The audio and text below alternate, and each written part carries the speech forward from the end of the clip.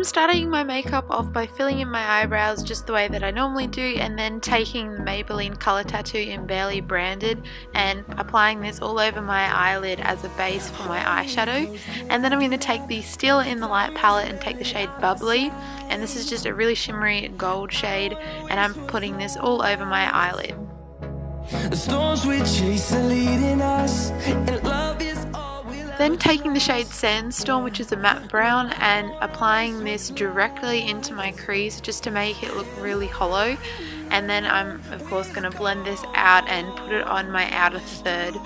I sort of packed this shade on just because I wanted the look to be quite dark. And on we'll go, through the wastelands, through the highways, and on we'll go.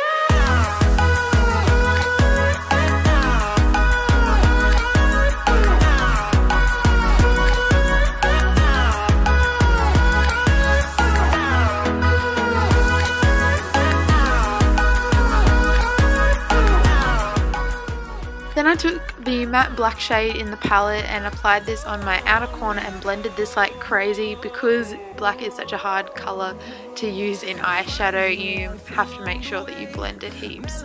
We haven't played. No, I don't want no rest.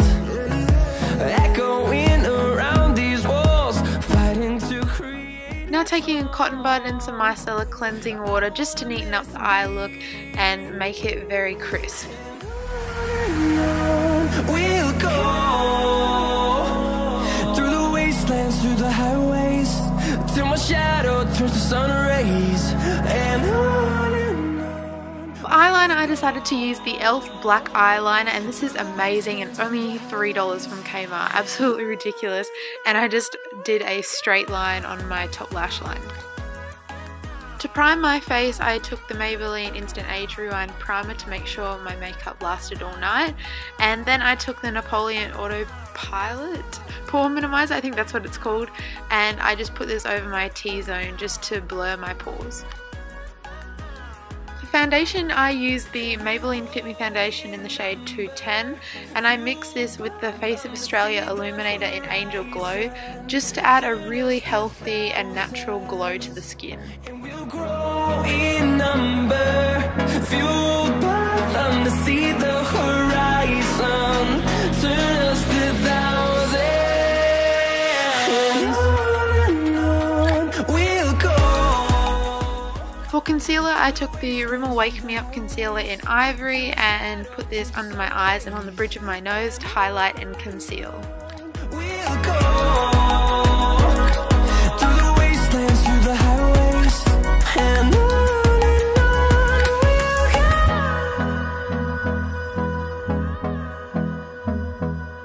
go. To set the concealer, I took my trusty Rimmel Stay Matte Press Powder in Transparent, and then to set the rest of my face, I used the Australis Fresh and Flawless Press Powder.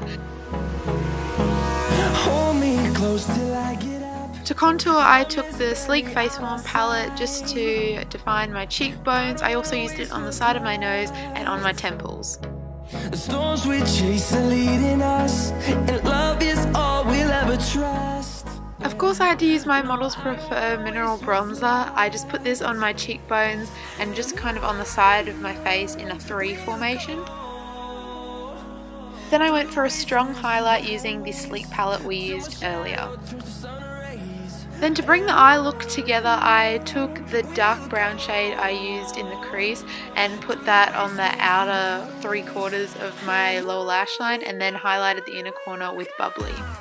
Then I took the Rimmel Rockin' Curves mascara and applied a coat of this to both sets of my lashes.